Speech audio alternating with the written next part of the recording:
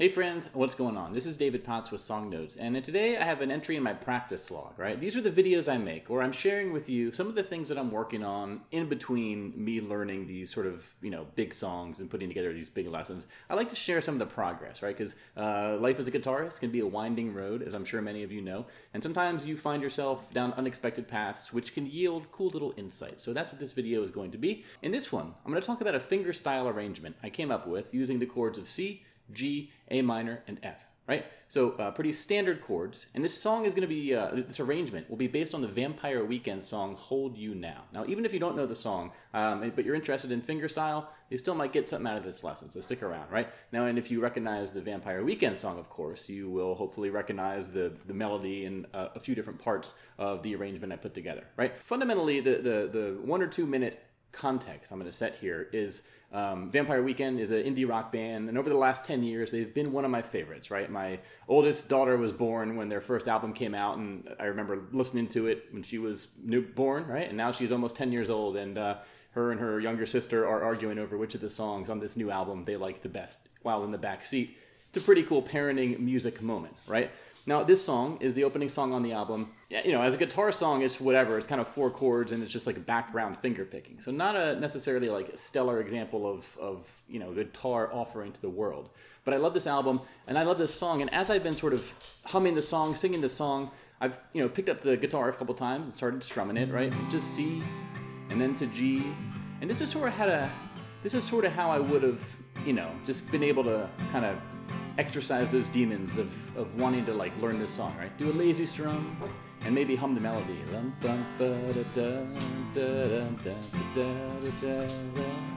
I could hold you now, right? A couple years ago that would have been totally fine for me, right? But because I've been into fingerstyle the last couple months, my default sort of lazy strum turned into the right thumb, alternating on the bass note. For the C, it would be like this, right? And for the G, it would be like this. And for the A minor, and for the F, right? So then what happens is I would bring in my right index finger and get some melody notes going on. So now the melody notes would start with something simple, just filler notes like this.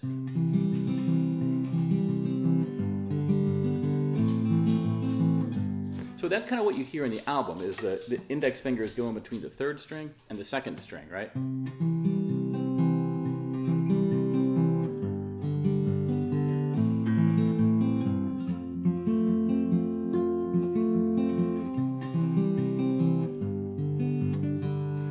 So you see in this tab here, the highlighted note represents what I'm playing with my index finger, right? And then the 4th and the 5th string and the 6th string, those are played by the thumb, right? So for the C, it would look like this, 5th and 4th string. And for the G, you would have the 6th and 4th string. For the A minor, it's back to the 5th and 4th string.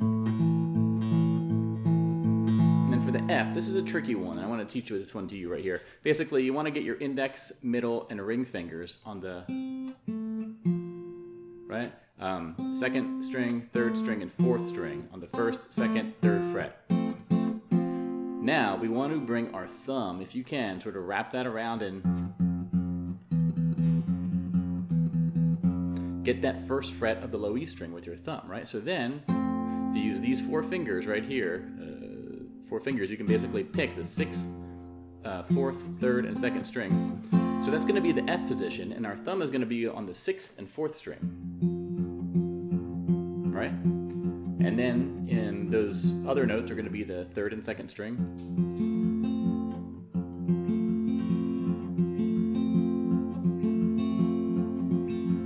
Right? So there we have it. We have those 4 chords, and we have our bass note going on, and we're occasionally going to bring in our index finger. So then the first sort of arrangement, and this matches the guitar that you hear in the background of the verses of this song, is going to look like this. It's going to be 16 measures. I'm going to play it from beginning to end here. Again, the golden notes represent what my index finger is doing. So.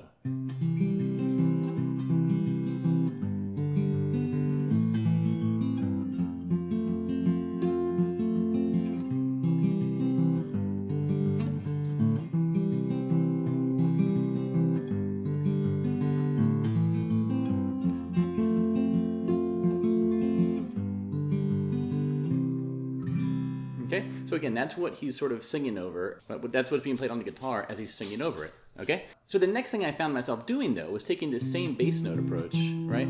But then instead of doing the sort of filler guitar stuff with my index finger, I found myself imitating this sort of melody that you hear in the choir section of the song, right? So it's a minute or two into the song, you have these choir singers who are going da da da da da da da da da da da da da.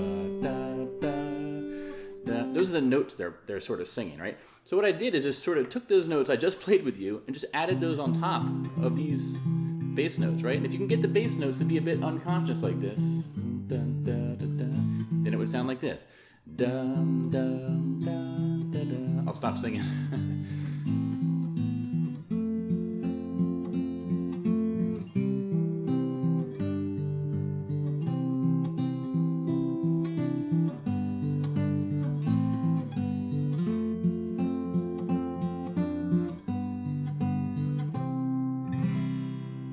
Okay, so I have the tab for that second sort of choir section, and then the sort of the first section I showed you earlier, the sort of filler guitar. Both those are available in the PDF I put together for this lesson, so you can find that link through my website at playsongnotes.com.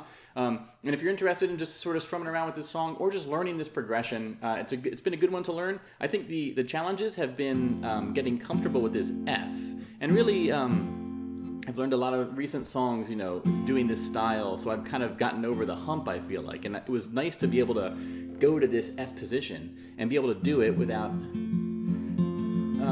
really breaking my back too much. It was tough, but it was something that I felt like, oh, I can do this. I learned this recently for this song or that song, so I applied that there. One thing about the F that makes it a little bit trickier is if you want to bar that first fret of the high E string.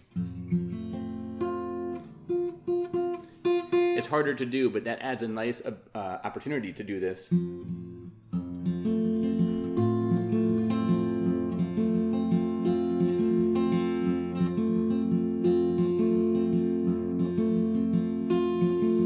Right? That time where you pinch the high E string and the low E string, first fret on each one together. So that's one little challenge. And then the other one is this sort of walk down on the A minor,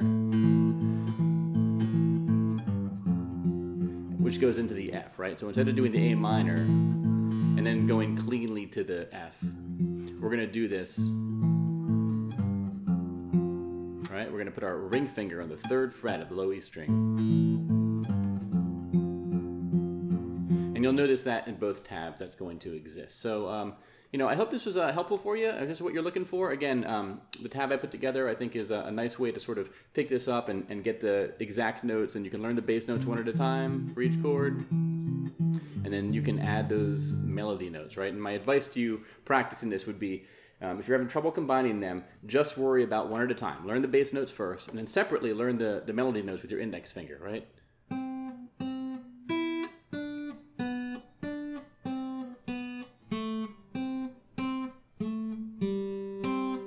Right, and you combine that with the bass notes.